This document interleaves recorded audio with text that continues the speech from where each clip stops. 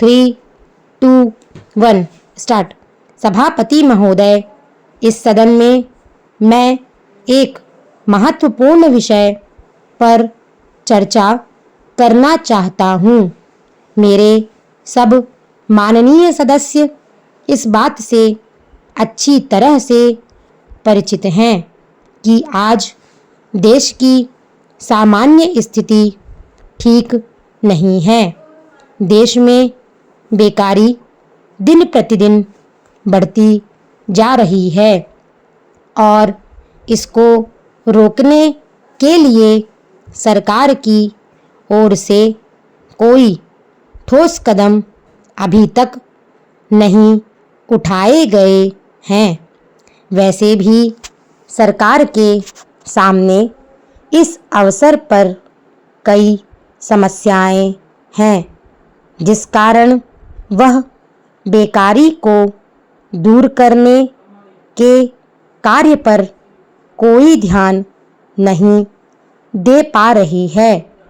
यदि इस भयंकर समस्या की ओर सरकार ने उचित समय पर ध्यान नहीं दिया और बेरोजगारी को दूर करने के लिए कोई निश्चित कदम नहीं उठाए, तो देश का बेरोजगार वर्ग क्रांति के रास्ते पर बढ़ सकता है। और यदि वास्तव में देश में इस प्रकार से बेरोजगारी के विरुद्ध क्रांति हुई, तो सरकार को बहुत बड़ी समस्या का सामना करना पड़ सकता है। अतः मेरा सुझाव है कि सरकार को जल्द से जल्द इस समस्या की ओर ध्यान देना चाहिए। बेरोजगार वर्ग के लिए ऐसा निश्चित कार्यक्रम बनाना चाहिए कि वे समय पर अपनी योग्यता के अनुसार रोजगार प्राप्त कर सकें। यदि सरकारी सेवाओं में सभी शिक्षित बेरोजगारों को स्थान नहीं भी मिल पाता है, तो उनके लिए कुटीर एवं लघु उद्योग स्थापित करके काम के अवसर दिए जाने चाहिए। यही नहीं, शिक्षा प्रणाली में भी उचित परिवर्तन करने की आवश्यकता है।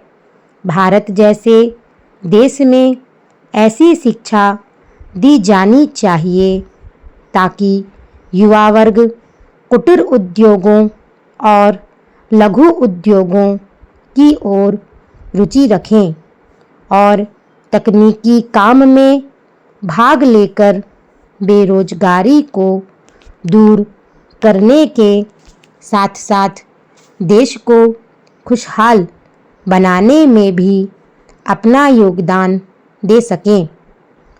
महोदय, अब मैं देश में फैले भ्रष्टाचार की ओर आपका तथा सदन में उपस्थित माननीय सदस्यों का ध्यान आकृष्ट करना चाहता हूँ।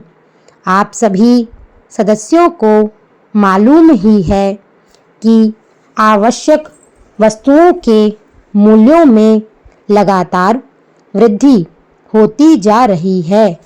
मूल्य वृद्धि के इस समय पर सरकार की ओर से कोई विशेष नियंत्रण नहीं रखा जा रहा है। परिणाम स्वरूप देश की जो आम जनता है, उसे बड़ी परेशानी का सामना करना पड़ रहा है। व्यापारी वर्ग मुनाफाखोरी की ओर बढ़ता जा रहा है और आम जनता महंगाई से दबती जा रही है। यही नहीं, लोगों के पास आवश्यक वस्तुओं को खरीदने के लिए भी पैसा नहीं है। गरीब लोग अनाज के अभाव में भूखे मर रहे हैं।